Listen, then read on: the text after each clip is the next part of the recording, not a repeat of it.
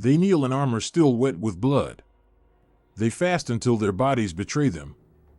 And before every charge, they tear their own flesh because pain is the only offering their faith demands. This is what it means to serve as a sister of battle. Not glory, not survival. Just the willingness to destroy yourself and name it devotion. How long can belief endure when death is the reward? I have witnessed conviction burn fiercer than flame, and I have discovered that some fires devour not the enemy, but those who kindle them. My name is Marcus Stain. I am squad leader of the Crimson Wardens, 3rd Company, and I have marched across battlefields in 19 systems serving the masters of humanity. I have fought beside conscripts who trembled as they prepared for combat.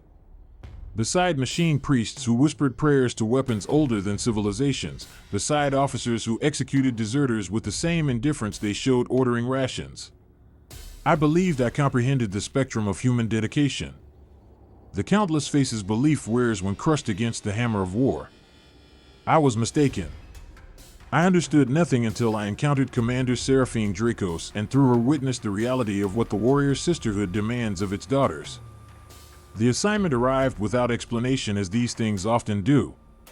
Our company had just finished operations on Tertium Prime, a sprawling metropolis whose lower levels had become infested with alien hybrids. The cleansing had been thorough, systematic, the kind of grinding city warfare that tests endurance more than bravery. We had incinerated 23 levels to bedrock, demolished transport tunnels, sealed atmospheric systems. Routine work. I anticipated a month of repair and reconditioning before the next deployment. Instead, I was called to Commander Voss's war room aboard the battlecruiser Eternal Vigil and informed that I would be assigned to the Order of the Scarlet Flame for what was carefully termed a compliance operation on the Shrine, World of Sanctus Tertiary. The briefing was minimal. Sanctus Tertiary had fallen to rebellion, though the nature of that rebellion remained vague in the documents. The planetary administrator had declared separation from the church, claimed divine authority from visions he insisted came directly from the God Emperor himself. He had stopped the tribute ships, executed missionaries, and begun demolishing the great temples to build monuments to his own supposed enlightenment. The response was predictable. The warrior sisterhood would purge the world in fire and faith. My role was to observe, to document, and to ensure that the actions taken aligned with the broader strategic goals of our forces in the sector. It was a political assignment, the kind we are rarely given and never welcome. I was told I would report directly to Commander Seraphine Dracos. The name meant nothing to me then. I knew the warrior sisters by reputation. Of course, who does not? Soldiers clad in powered armor, decorated with symbols of sacrifice, armed with faith as much as with weapons and fire. They were the militant arm of the church, the daughters of humanity made manifest in righteous fury. I had fought alongside smaller sisterhood detachments twice before, both times briefly. They had seemed capable, devoted, unremarkable in the way that competent fighters often are. I expected more of the same. The shuttle descent to Sanctus Tertiary was violent. The world's atmosphere was choked with ash from burning settlements. And as we broke through the cloud layer, I saw the surface spread beneath us like an open wound.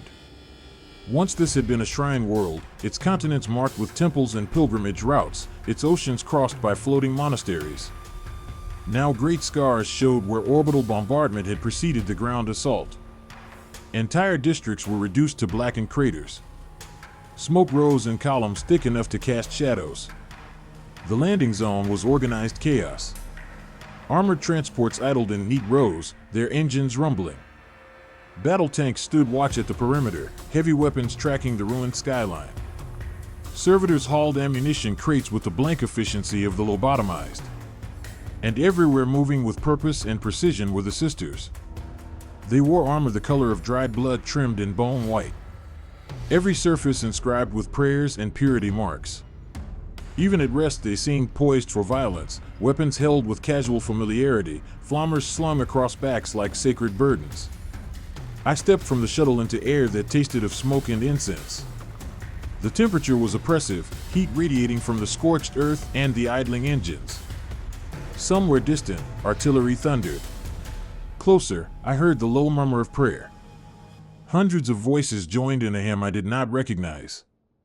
I adjusted the weight of my rifle, checked the seals on my armor, and walked toward the command tent marked with the symbol of the Scarlet Flame. She was waiting inside. Commander Seraphine Draco stood before a holographic display showing the tactical situation across the southern continent. She did not turn as I entered, did not acknowledge my presence for several seconds. When she finally looked at me, I felt the weight of her gaze like a physical thing. Her face was narrow, severe. The skin stretched tight over prominent cheekbones, scars traced lines across her jaw and forehead, old wounds that had healed without care for appearance. Her eyes were the color of storm clouds, and they held an intensity that made my own discipline feel shallow by comparison. She wore her armor, even here, even in what passed for a command center far from the front lines. The ceramite was scored and pitted, its surface stained with what I initially took for rust until I realized it was dried blood, layered and relayered until it formed patterns like abstract art. She had not cleaned it. Perhaps she never cleaned it.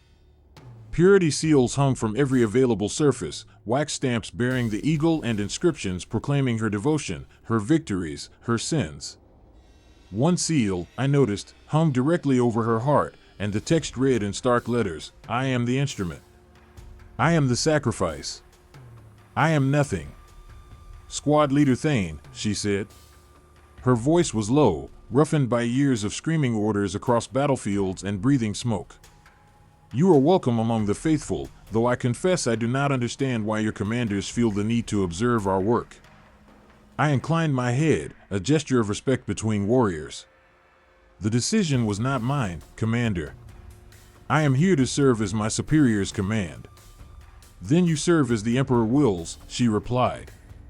It was not a question. "We begin the final assault on Temple Prime at dawn. The heretics have fortified the cathedral and are using it as a rallying point. We will break them there, cleanse the site, and reconsecrate the ground. You may accompany my command squad. Stay close and do not interfere unless the situation demands intervention." "Understood." She turned back to the holographic display, dismissing me without another word. I left the tent and found a position near the perimeter where I could observe the camp. Night was falling, and as the light faded, the fires burning across the city grew brighter, casting flickering orange light across the sisters as they prepared for the coming battle. I watched them clean their weapons, inscribe blessings onto fresh ammunition, gather in small groups to sing hymns or share rations. They moved with a unity of purpose I had seen in few other organizations, a collective focus that bordered on the eerie. What struck me most even then was the quiet. These were not warriors bracing themselves for combat with jokes or bravado. There was no nervous laughter, no loud conversations to distract from fear. Instead, there was prayer, constant and low, a background hum that never ceased. Every action seemed ritualized, deliberate, as though even the smallest gesture carried sacred weight. I saw one sister, a young woman whose armor was less scarred than most, kneeling before a portable shrine. She held a lash in one hand, a whip of braided wire tipped with metal barbs. As I watched, she raised it and brought it down across her own shoulders. The sound was sharp, wet. Blood welled through the gaps in her underarmor. She did not flinch, did not cry out. She struck herself again and again, each blow measured and precise, and with each strike she whispered a prayer I could not hear. I looked away. It was not my place to judge the devotions of the faithful. We all serve in our own ways, and the path of the sisterhood was not mine to walk. But something about the scene unsettled me, a wrongness I could not name. I told myself it was simply unfamiliarity, that I was projecting my own cultural norms onto a tradition I did not fully understand. I told myself many things that night. None of them were true. As darkness deepened, I walked through the camp, observing with the detachment my training demanded. Near the eastern edge, I found a medical station, a cluster of tents where the wounded from previous engagements received treatment. The sisters who staffed it worked with quiet efficiency. But what struck me was the nature of the injuries they treated. Burns, lacerations, fractures, all the expected wounds of combat, but also older injuries, self-inflicted marks that had been allowed to fester or heal poorly. Scars upon scars, evidence of systematic self-harm, presented not as pathology, but as proof of devotion. I watched the senior sister, her face seamed with age and battle, direct a younger sister to brand herself with a heated eagle symbol before entering surgery to repair a shattered arm. The younger woman accepted the brand without protest, pressing the red-hot metal against her own flesh. The smell of burning skin mixing with the medicinal incense that filled the tent. Only after the brand had been applied, only after she had proven her worthiness through voluntary suffering, was she permitted to receive medical care. The senior sister noticed me watching and approached.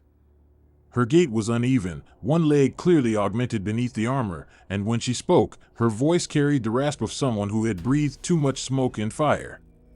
"You find our customs strange, squad leader." "I find them dedicated," I replied carefully. She smiled, a thin expression that held no warmth. "You find them disturbing." "That is honest. At least we are disturbing to those who have not walked our path. We make visible what others prefer to keep hidden. The masters demand sacrifice from all servants, but most are permitted the illusion that service and survival are compatible goals. We are not granted that comfort. We know from our first day in the training halls that our lives are offerings, payments made in advance for sins we have not yet committed but inevitably will. Better to pay in suffering now than to die in doubt later. And if the payment is never enough, if the debt can never be satisfied, then we pay forever until there is nothing left to give. That is the nature of faith, squad leader. It is not a transaction with a defined end point. It is a state of perpetual offering, a bonfire that consumes all fuel placed before it and always hungers for more. We are the fuel. We burn willingly. She returned to her work before I could respond, leaving me alone with thoughts I could not reconcile with my understanding of duty. I had been taught that service required sacrifice, yes, but also that warriors should be preserved where possible, that waste was as much a sin as cowardice. The calculus I was witnessing here followed different mathematics entirely, equations where the value of a life approached zero, and only the manner of its expenditure carried meaning. I found a quiet corner of the camp and performed my own devotions, the rituals I had learned, prayers that focused on strength and endurance and the hope that my service would continue beyond my death. The prayers felt hollow for the first time in my life, inadequate somehow when measured against the totality of devotion I had witnessed. I pushed the feeling aside and focused on preparation for the coming battle. Dawn came gray and cold despite the heat that still radiated from the scorched earth. The assault began with an artillery barrage. Missile launchers firing in sequence, their payloads arcing across the sky before plunging into the cathedral complex. Secondary explosions blossomed as ammunition stores and fuel depots detonated. The ground shook with each impact, dust and debris raining down across the staging area. Through it all, the sisters stood ready, formed into squads, their armor reflecting the firelight, their faces hidden behind helmets that gave them the appearance of faceless angels of death.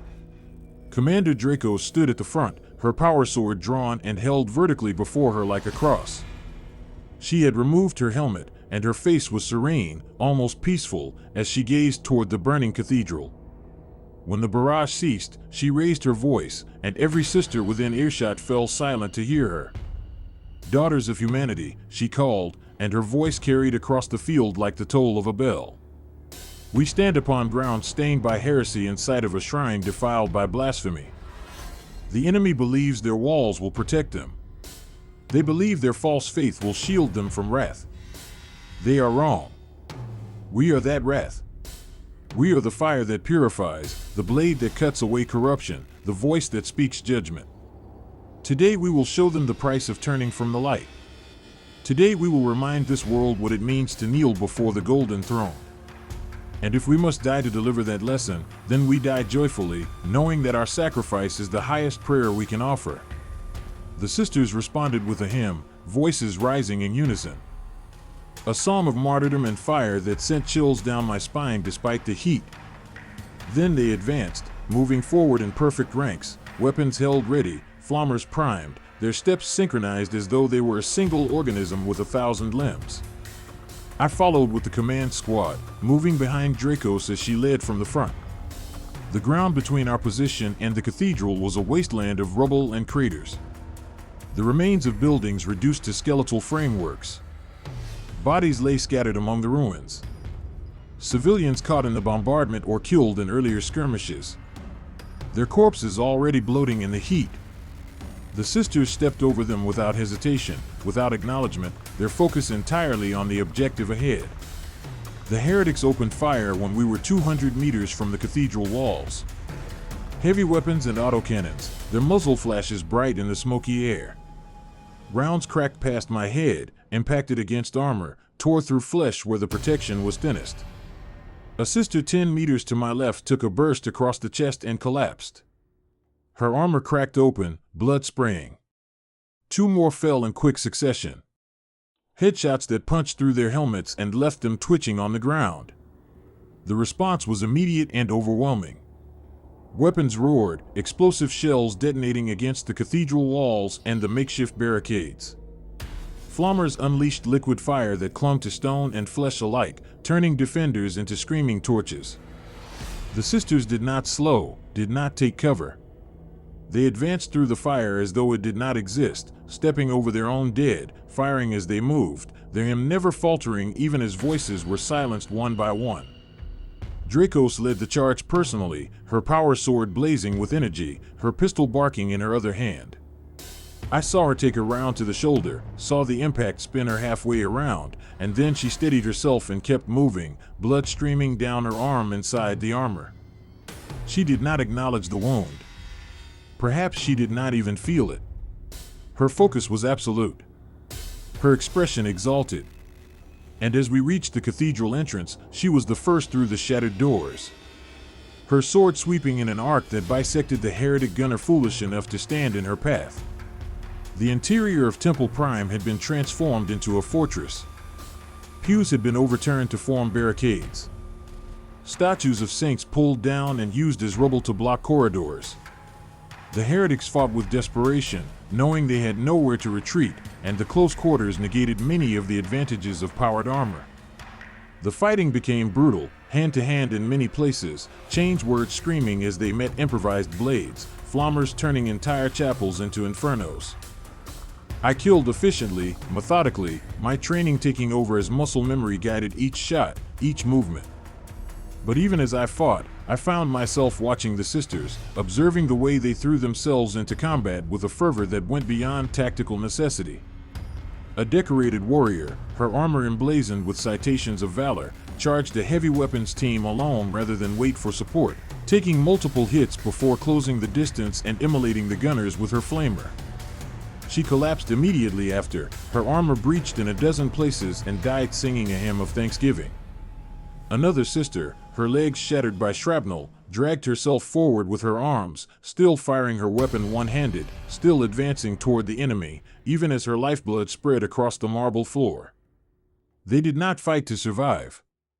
They fought to prove their faith through suffering, through sacrifice, through the willingness to spend their lives like ammunition in service.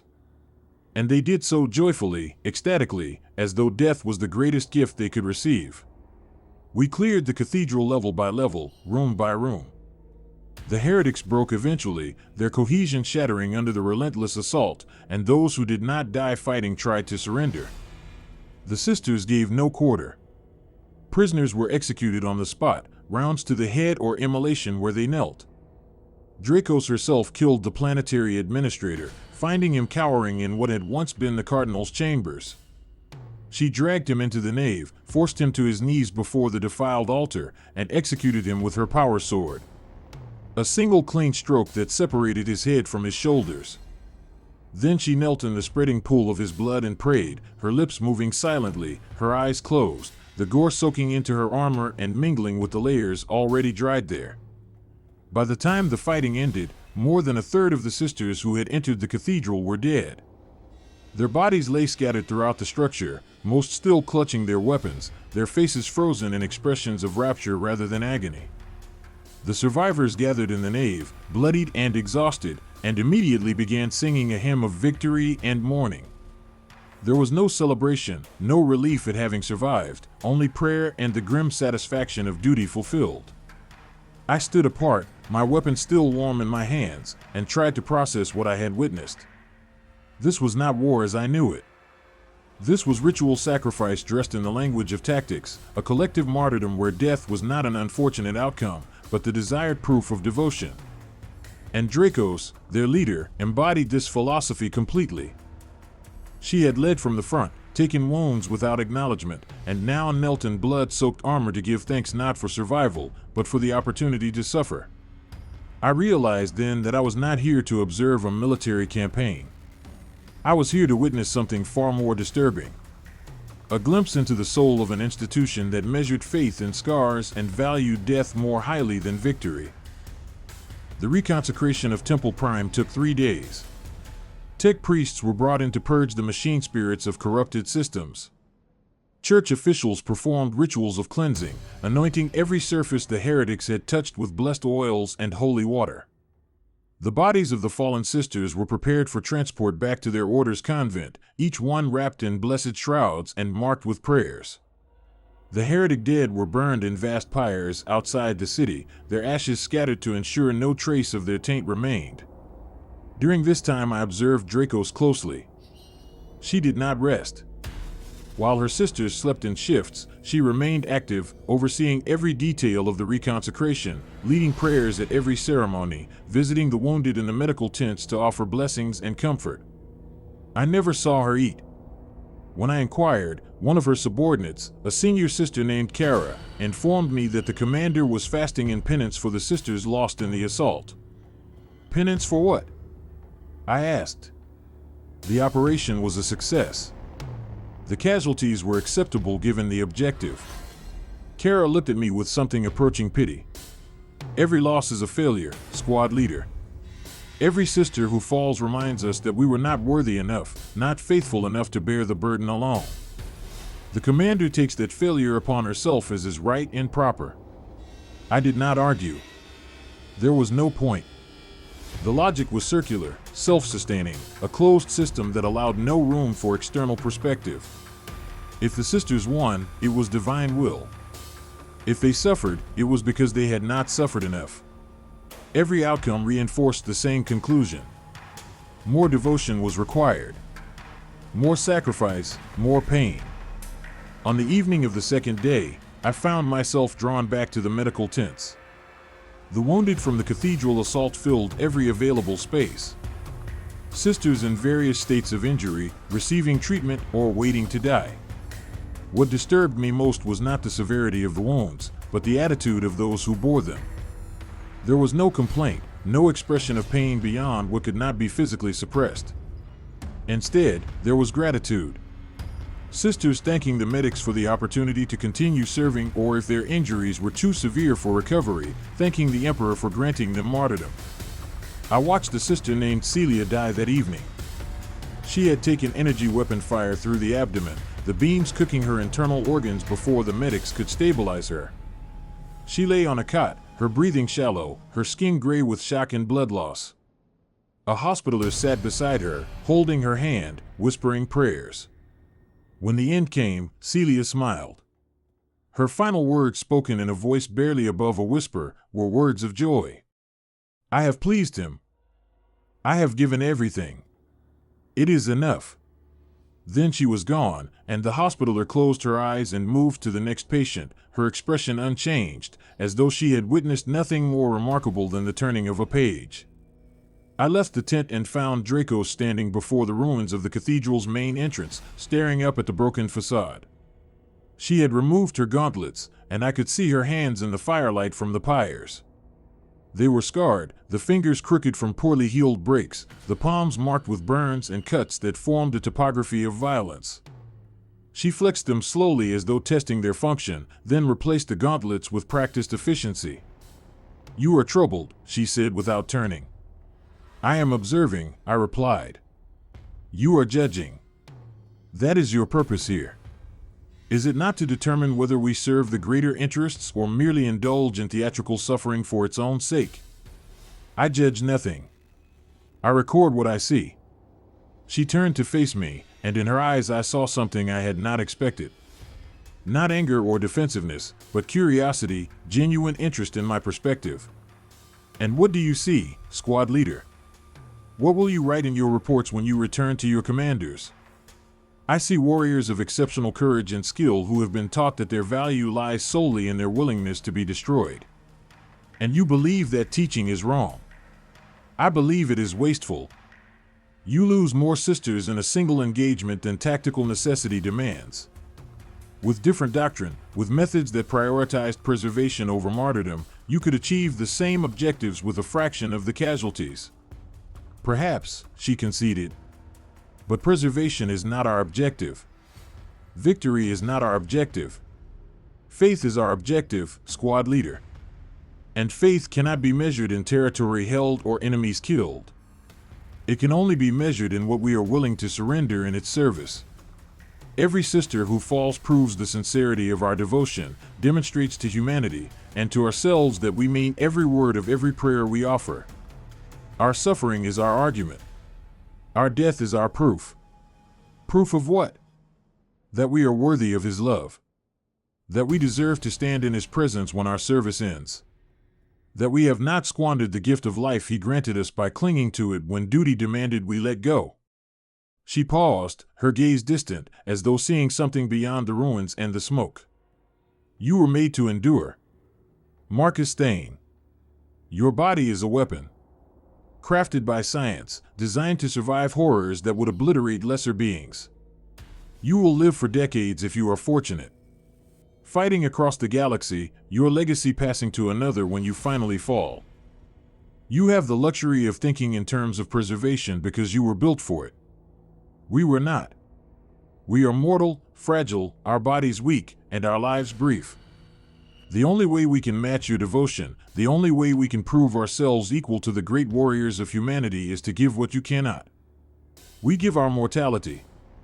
We embrace our weakness and transform it into strength through the willingness to expend it without hesitation. You make yourselves into martyrs to compensate for not being superhuman. We make ourselves into martyrs because it is the only currency we possess that has absolute value. Anyone can fight, anyone can kill. But to suffer willingly, to die joyfully, to transform agony into worship that requires a faith that transcends mere obedience. That is what sets us apart. That is what makes us necessary. I had no response that would not insult her or trivialize what she believed. We stood in silence as the fires burned and the prayers of the living mixed with the smoke from the dead. On the fourth day, new orders arrived. Intelligence indicated that several of the heretic administrator's lieutenants had escaped the city and were rallying resistance in the northern wastes, attempting to gather the remnants of the planetary defense forces and continue the rebellion. The Sisterhood was tasked with hunting them down and eliminating any remaining centers of resistance. It would be a campaign of weeks, possibly months, chasing scattered forces across inhospitable terrain. Dracos accepted the orders without question and began preparations immediately. I requested clarification from Commander Voss regarding the duration of my assignment. His response was terse.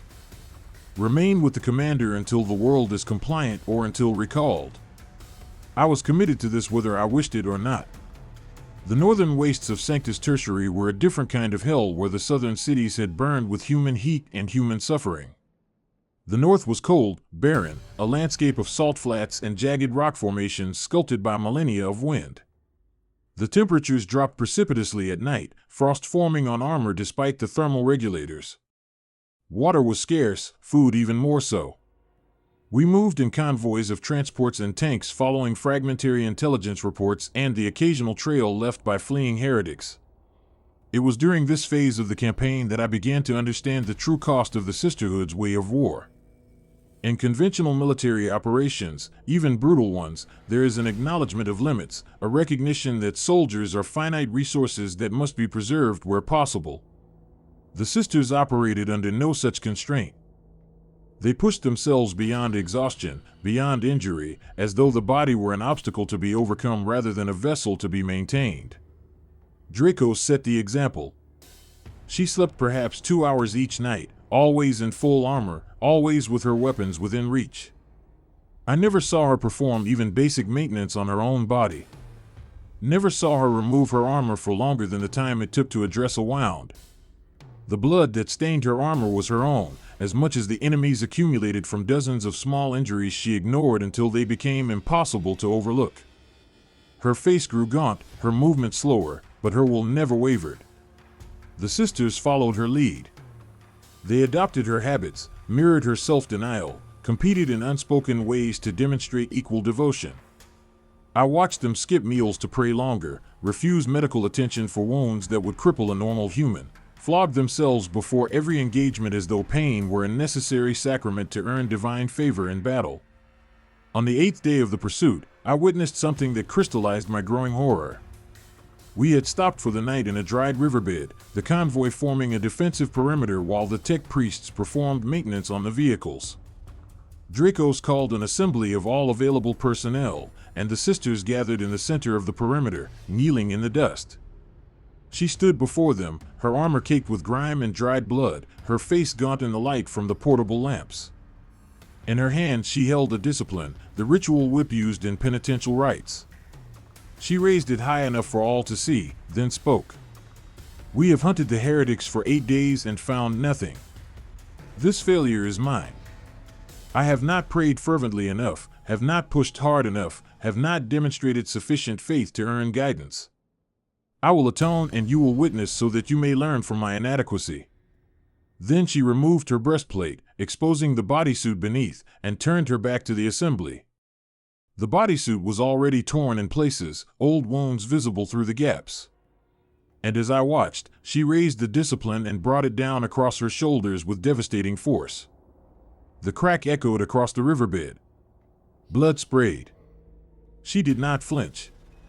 She struck again and again, each blow delivered with mechanical precision. And with each strike, she recited a prayer of contrition. The sisters watched in silence. No one moved to stop her. No one protested. They simply bore witness, their faces solemn as their leader flayed her own back in penance for a failure that existed only in her own mind.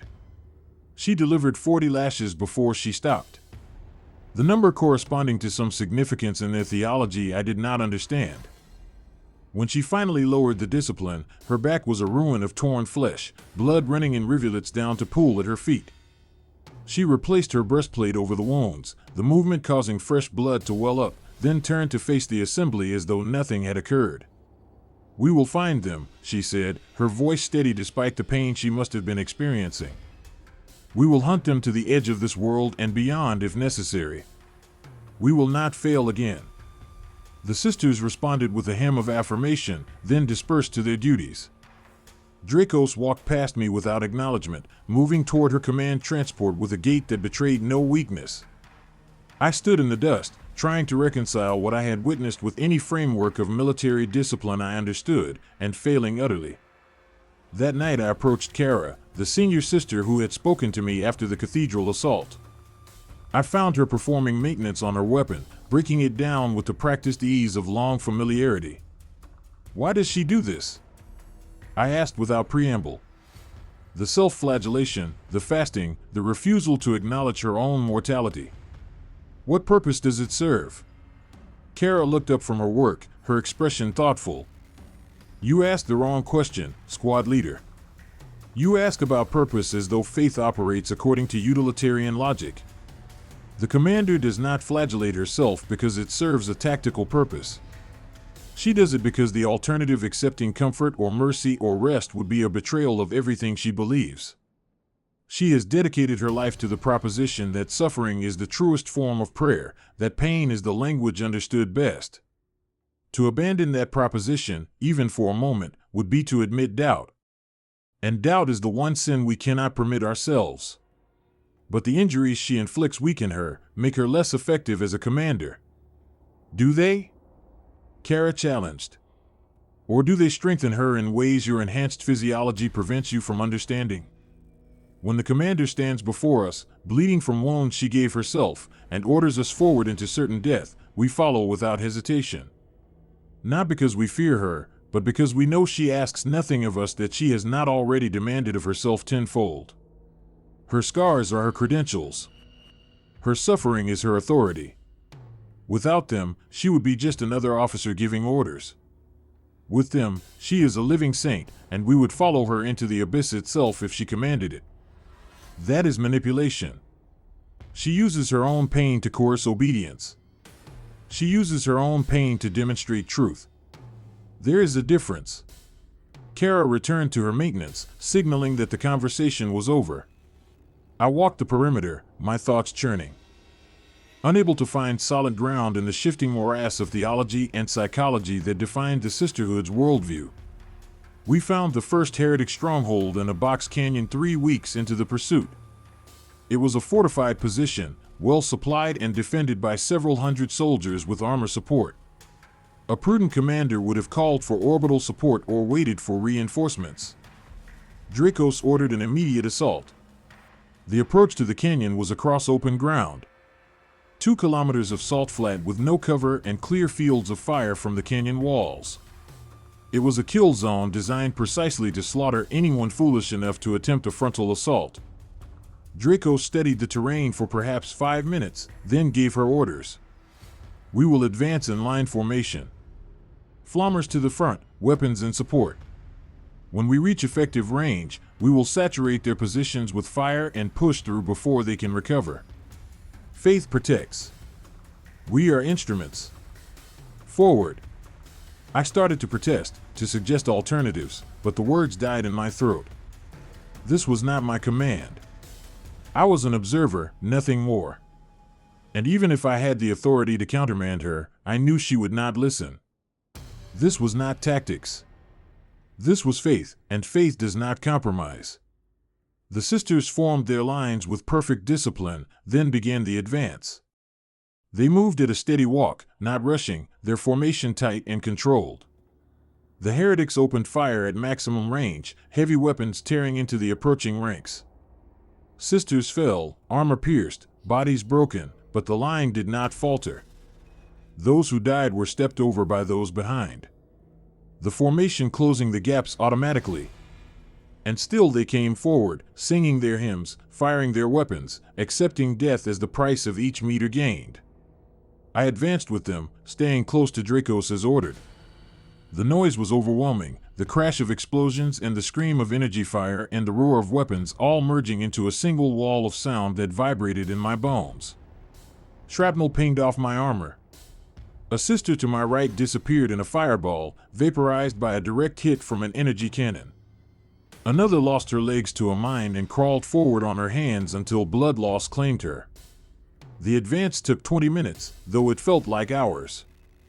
By the time we reached the canyon entrance, more than 60 sisters were dead or dying on the salt flats behind us. The survivors, perhaps 200 strong, poured into the canyon with Dracos at their head, and the confined space turned the battle into a slaughter that favored neither side. I fought in a haze of violence, weapon kicking against my shoulder, blade screaming as it bit into flesh and bone.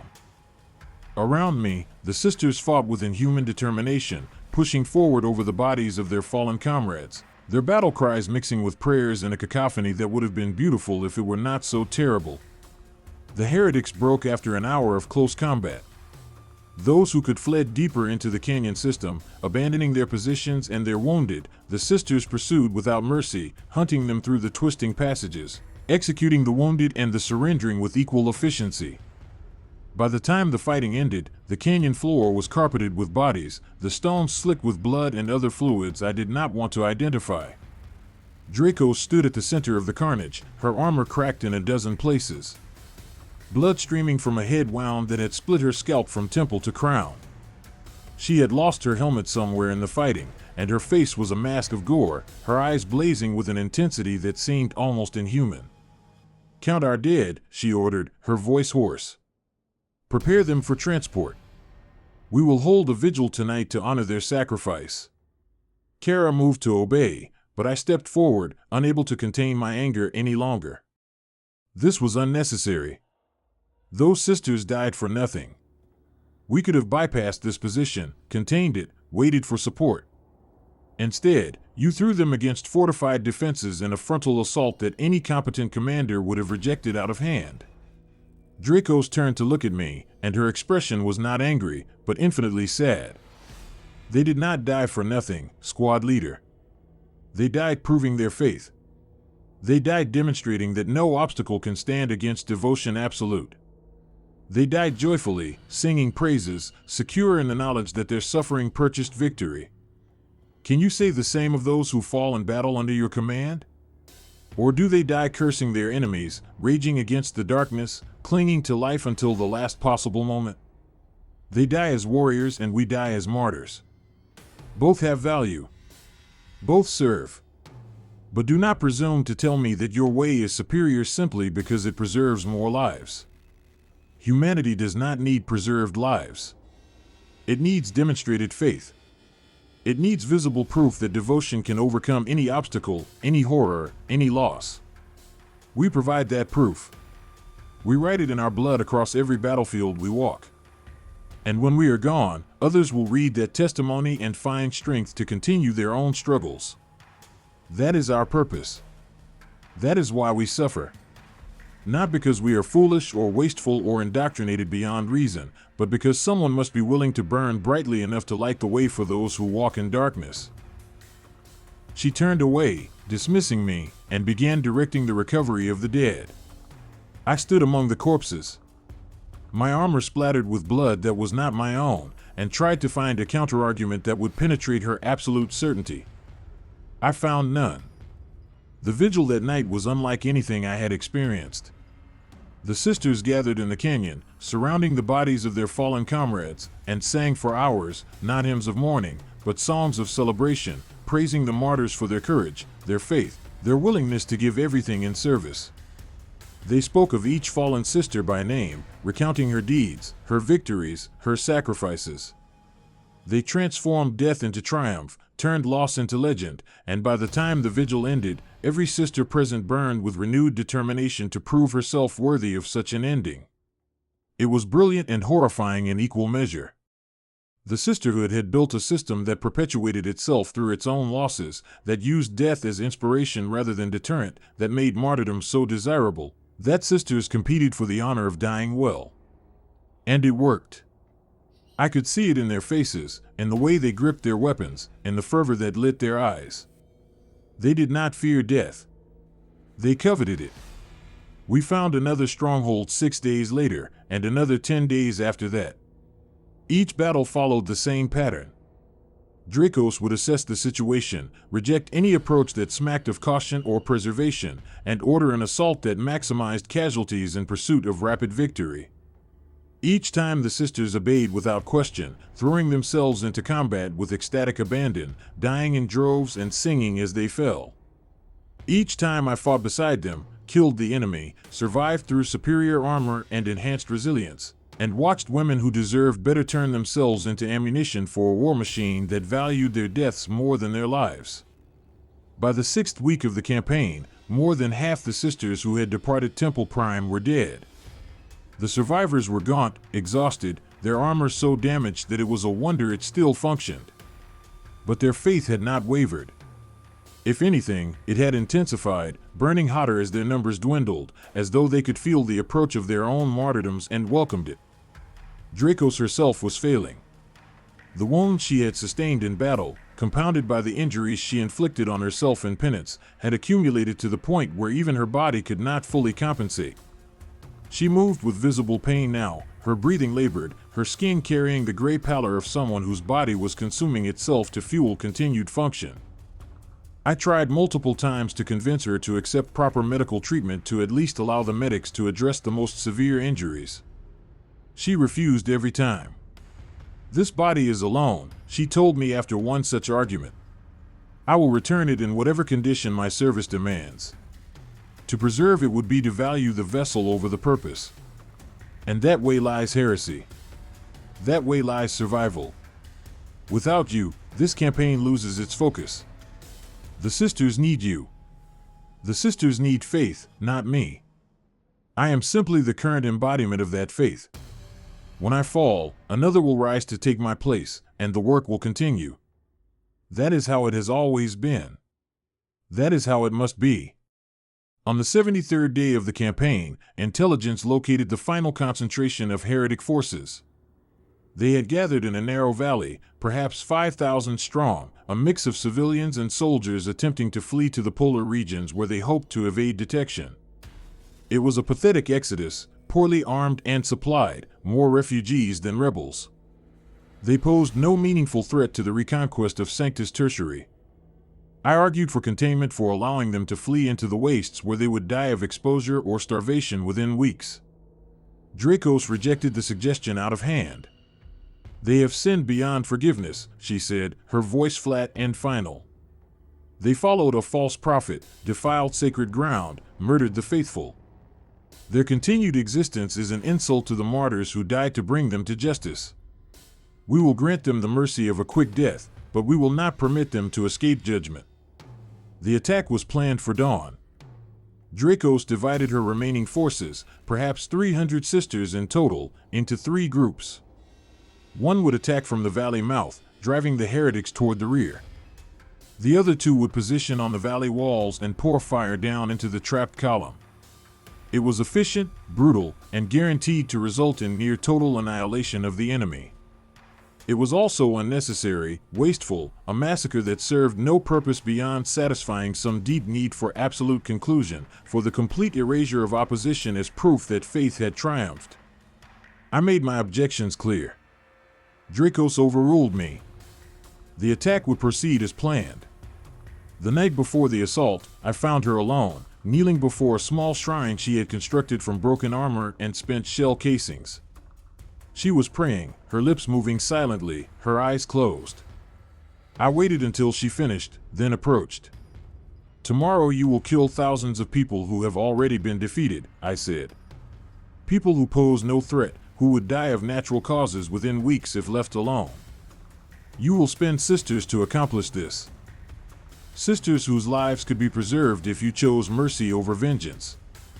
She opened her eyes and looked at me with an expression of profound weariness. "You still do not understand even after all this time. This is not about tactics or necessity or the preservation of resources. This is about absolutes. Humanity cannot function if heresy is tolerated. If sin is permitted to exist simply because it is convenient to ignore it. Every heretic who draws breath is a challenge to authority. A wound in the fabric of faith that spreads corruption to those who witness it. We must be absolute in our judgment because anything less is compromise, and compromise is the first step toward damnation. And if that absolutism destroys you, if your refusal to compromise leads to your own death and the death of everyone who follows you, then we die having never bent, never broken, never surrendered 1 inch of ground to doubt or fear or pragmatism.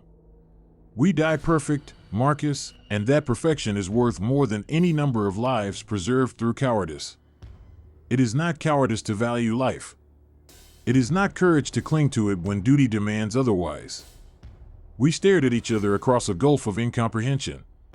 2 warriors shaped by different doctrines, serving the same masters through methods so divergent they might as well have been enemies. Finally, I looked away, unable to hold her gaze, unable to find words that would penetrate the armor of her faith. "I will write of this," I said quietly. "When this is over, when you and your sisters are dead or triumphant, I will write what I have seen, and I will make certain that those who read it understand the cost of what you do. The price paid by those who believe suffering is the only valid prayer." "Good," she said. "Write it honestly. Write that we knew the cost and paid it willingly. Write that we regretted nothing, that we would choose this path again and again, world without end. Write that we were faithful and that our faith demanded everything and that we gave it joyfully." She stood, her movements stiff with pain, and walked away into the darkness. I remained before the makeshift shrine, staring at the flickering candles and the crude eagle fashioned from scrap metal, and wondered what kind of god demanded such totality of sacrifice from those who worshipped him. The assault began at dawn. I accompanied the force attacking from the valley mouth, staying close to Dracos as she led her sisters forward. The heretics were caught completely unprepared, still gathering their equipment and forming their column when the first shots rang out. Panic spread instantly, civilians screaming and running in all directions, soldiers attempting to form defensive lines only to be cut down by fire from the valley walls. It was not a battle. It was an execution, methodical and merciless. The flammers did most of the work. Great gouts of burning liquid washing over the packed refugees, turning hundreds into screaming torches. Weapon fire cut down those who tried to flee. Heavy weapons collapsed the few attempts at organized resistance. Within an hour, the valley floor was a sea of charred corpses, the air thick with the smell of burned flesh and the screams of the dying. I killed because I was a soldier and these were enemies. But each trigger pull felt like a betrayal of something I could not name. These were not warriors. They were desperate people who had made the mistake of following a charismatic madman. And now they were paying for that mistake with their lives and the lives of their families. Children burned. The elderly were trampled. Mothers died shielding infants who died anyway seconds later. The sisters showed no hesitation, no mercy, no recognition that this was anything other than righteous justice.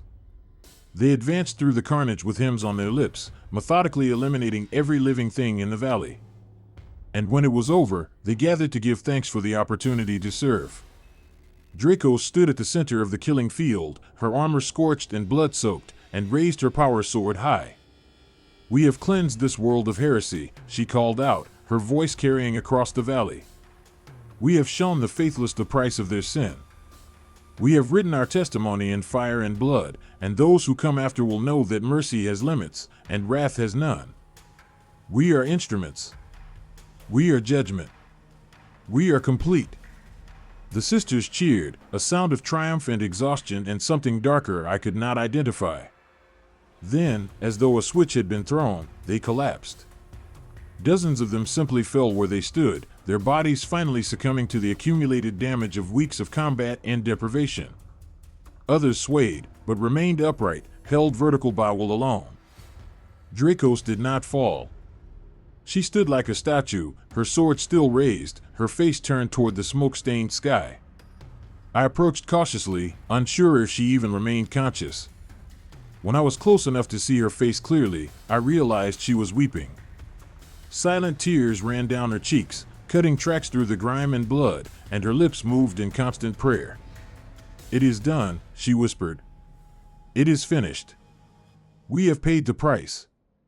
We have given everything." Then she looked at me, and in her eyes I saw something that froze me in place. Not triumph or satisfaction or relief. Emptiness. The absolute void left behind when purpose is fulfilled and nothing remains to fill the space it occupied. "What do you do?" she asked, her voice barely audible. "When you have given everything and there is nothing left to give. When you have burned so brightly for so long that there is no fuel remaining, only ash and the memory of fire. What do you do, Marcus, when you are complete?" I had no answer. I stood before her, this woman who had led her sisters through hell with absolute conviction, and watched as the weight of her choices finally crushed her. She had demanded everything of herself, and her followers had pushed beyond every limit. Had transformed faith into a weapon that cut as deeply into the wielder as the enemy. And now, with victory achieved and the enemy destroyed, she was discovering that there was nothing waiting on the other side of sacrifice except the slow realization that sacrifice alone is not sufficient justification for existence. The collapse, when it came, was total. Dracos's legs gave out and she fell to her knees, then to her side, the power sword tumbling from nerveless fingers. Her eyes remained open but unseeing, her breathing shallow and irregular. The medics rushed forward, their diagnostics revealing what I had already guessed. Her body was failing. Multiple organ systems shutting down. Bones fractured and rebroken so many times they no longer healed properly. Infections raging unchecked through tissue that lacked the resources to fight them. She had perhaps hours remaining. Days at the absolute most, even with the best medical intervention available, and there was no best medical intervention available. We were in the middle of a wasteland weeks from the nearest proper facility. And her condition was too severe for field stabilization. They made her as comfortable as possible, which meant very little. Her armor was removed, revealing a body that was more scar tissue than healthy flesh, a topography of old wounds and self-inflicted injuries that had healed poorly or not at all. Bruises covered every visible surface, black and purple and green, evidence of internal bleeding that had been occurring for weeks. Her back, where she had flogged herself repeatedly throughout the campaign, was a mass of infected tissue. The wounds never properly treated, festering beneath the armor she refused to remove. I knelt beside her as the medics worked, performing what interventions they could to ease her passing. Her eyes found mine, and she smiled, that terrible, sad smile I had come to recognize. "Do you understand yet?" she asked, her voice barely a whisper. "No," I admitted. "I have watched you destroy yourself and your sisters in pursuit of an ideal I cannot comprehend. I have seen devotion pushed beyond any rational limit and called holy. I have witnessed the systematic consumption of remarkable women by an institution that values their deaths more than their lives. I understand none of it." "Good," she said, and there was relief in her voice. "If you understood, it would mean we had failed. We are meant to be incomprehensible, Marcus. We are meant to exist at the edge of what is possible, to demonstrate through our suffering that faith has no limits, no boundaries, no point at which it becomes unreasonable or excessive. We are the argument made flesh that devotion transcends survival, that worship can exist in its purest form only when divorced from self-interest. If you could understand us, if our choices made sense within your framework of logic and pragmatism, then we would be no different from any other soldiers, and our sacrifice would mean nothing. Your sacrifice has cost you everything." "Yes, and that is precisely the point. We give everything because giving anything less would be to hold something back, to preserve some part of ourselves against the demands of faith. And in that preservation, that small act of self-protection, lies the seed of heresy. Better to burn ourselves to ash than to risk that corruption."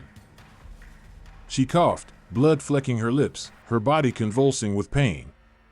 She no longer had the strength to suppress. When the spasm passed, she continued, her words coming slower now, each one an effort. "When you write of this, when you record what you have seen, do not soften it. Do not make us into heroes or tragic figures or victims of indoctrination. Write that we were women who chose this path with full knowledge of where it led. Write that we saw the cost and paid it gladly. Write that we believed with every fiber of our being that our suffering mattered, that our deaths had meaning, that the Emperor himself took note of every wound we bore in his name.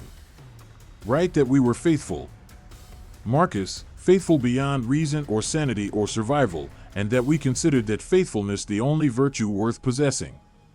And if I write that you were wrong, that the Emperor never required such totality of sacrifice, that you destroyed yourselves for a doctrine that serves political needs more than spiritual ones, then write that, too. Write your truth and let others judge which perspective holds more weight. But do not lie to spare our memory. We lived without compromise. Let our story be told the same way." Her breathing became more labored. Each inhalation a struggle, each exhalation weaker than the last. Around us the surviving sisters gathered, kneeling in the blood-soaked earth, their voices rising in a hymn I had heard them sing before. After every battle, a psalm of martyrdom and welcome for those about to cross from life to whatever lay beyond. Kara knelt on Dracos's other side, taking her hand gently.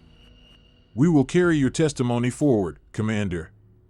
We will ensure that your sacrifice is not forgotten. The Order will know how you lived and how you died, and they will find strength in your example." Dracos's smile widened. "Genuine joy breaking through the pain. Then I am content. I have done what I was meant to do. I have burned brightly. I have held nothing back. I am complete." She died then, her hand going limp in Kara's grasp, her eyes still open and fixed on something none of us could see. The hymn swelled. Dozens of voices joined in perfect harmony, and the sisters remained kneeling as the light faded from their leader's eyes, bearing witness to the passing of a woman who had given everything in service to an ideal that demanded nothing less. I sat in the dust beside her corpse and tried to process what I had witnessed over the past months. I had seen courage beyond measure and folly beyond comprehension. I had seen faith that could move mountains and faith that crushed those who carried it. I had seen women transform themselves into living prayers and destroy themselves in the offering. And I had come to understand that the warrior sisterhood exists at an intersection of devotion and destruction so profound that attempting to separate the two is impossible. They are martyrs by design, shaped from childhood to desire their own annihilation, convinced that death in service is the highest achievement they can reach. And they achieve it again and again, generation after generation. A conveyor belt of willing sacrifices, feeding the endless hunger of a system that demands absolute devotion from all its servants, but expects it most from those who have the least to give. The body of Commander Seraphine Dracos was burned according to the rites of her order. Her armor and weapons consigned to the flames alongside her flesh. The ashes collected and sealed in a container that would be carried back to the convent and enshrined among the honored dead. The surviving sisters, fewer than 100 now, mourned her with joy, celebrated her sacrifice with prayers of thanksgiving. To them she was a saint, a martyr, an example of faith perfected through suffering. To me, she was a woman destroyed by the very institution she served. Convinced that her destruction was divine, shaped from childhood to desire her own annihilation and call it love. The campaign on Sanctus Tertiary concluded shortly after her death with the heretic leadership eliminated and the population cowed. The world was declared compliant and returned to church control. The surviving sisters departed for their next assignment, their losses already being replaced by fresh initiates eager to follow in the footsteps of martyrs. I returned to the Eternal Vigil and began the long process of compiling my observations into a report that would satisfy my command's requirements while honoring the promise I had made to a dying woman. The report was difficult to write. How do you capture in words the horror and the glory, the waste and the transcendence, the absolute conviction and the terrible cost? I wrote multiple drafts, each one attempting to strike a balance between objective assessment and emotional honesty, and found that balance impossible to achieve. The truth was too complex, too contradictory, too dependent on perspective to fit neatly into categories of right and wrong. In the end, I wrote 2 reports. The first was the official account, dry and factual, noting casualties and objectives achieved and tactical decisions made. It satisfied the bureaucratic requirements and told my superiors what they needed to know about the military aspects of the campaign. The second was this account. An attempt to capture not just what happened, but what it meant, what it cost, what it revealed about the system we serve, and the price it extracts from those who serve it most faithfully. This is the testimony Seraphine Dracos asked me to bear. Written without compromise or comfort. An honest accounting of what faith looks like when pushed to its absolute limit. I have served for years. I have fought enemies across dozens of worlds. I have seen courage and cowardice, nobility and depravity, every variation of human behavior that war reveals. But I have never seen anything that disturbed me as deeply as the willing self-destruction of the Sisters of Battle.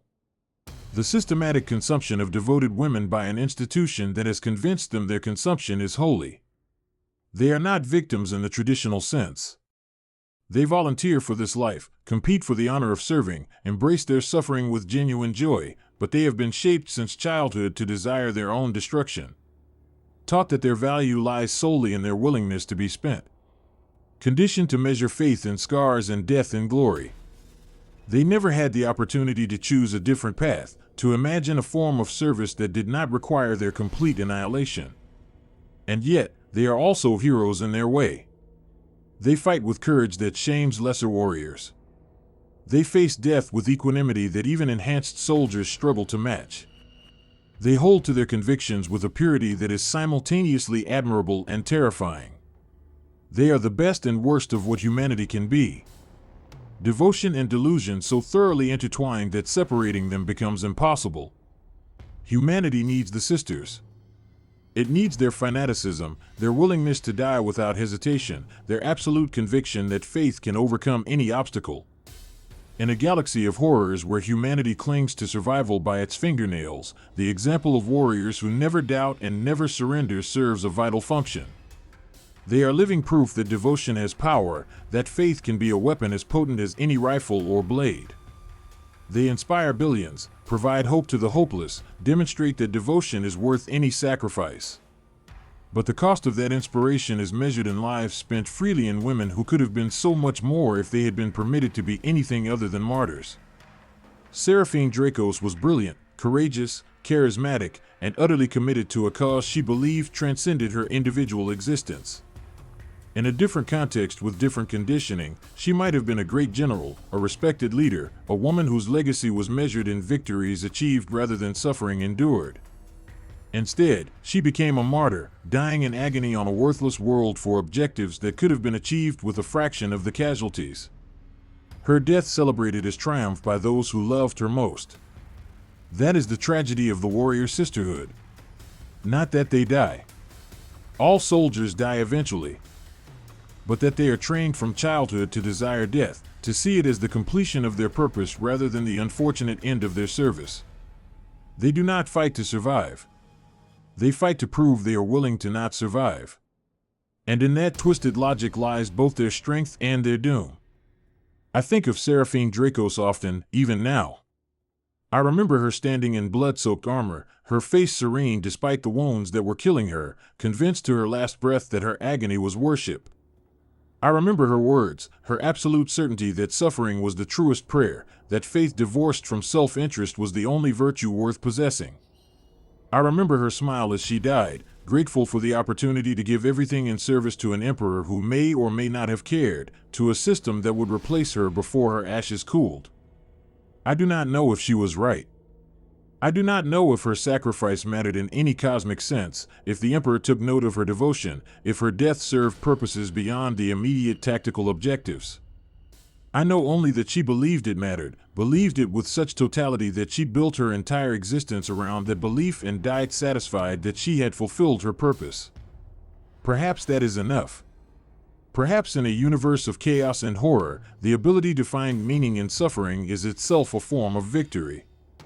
Perhaps the sisters, in their willing self-destruction, achieve something that those of us who cling to survival never can. Perhaps their martyrdom is not tragedy, but transcendence, a transformation of pain into purpose that justifies the cost. Or perhaps they are simply victims of the cruelest doctrine ever devised. Women shaped into weapons that long for their own destruction, their exploitation dressed in the language of faith and called holy. I do not have the wisdom to judge which interpretation holds more truth. I know only that I witnessed it, that I stood beside Commander Seraphine Dracos and her sisters as they burned themselves to ash in service to the God Emperor, and that the memory of that burning will haunt me until my own service ends. This is the life of a sister of battle. This is the cost of their devotion. This is the truth I was sent to observe and now must carry for the rest of my days. They are warriors without equal, martyrs without choice, faithful beyond reason or sanity or survival. They are magnificent and terrible, inspiring and horrifying, heroes and victims so thoroughly intertwined that the categories lose all meaning. May they be judged worthy, for they have given everything. May their testimony endure, for it was written in blood and suffering and faith absolute. And may those who come after who read these words and seek to understand what the sisterhood truly represents find in this account the honesty that Seraphine Dracos demanded and the truth she lived and died to demonstrate. They are not what the propaganda claims, but they are also not what their critics assert. They are something beyond both categories. Something that can only be understood by witnessing it directly and carrying the weight of that witnessing forever after. I have borne that witness. I have written their testament.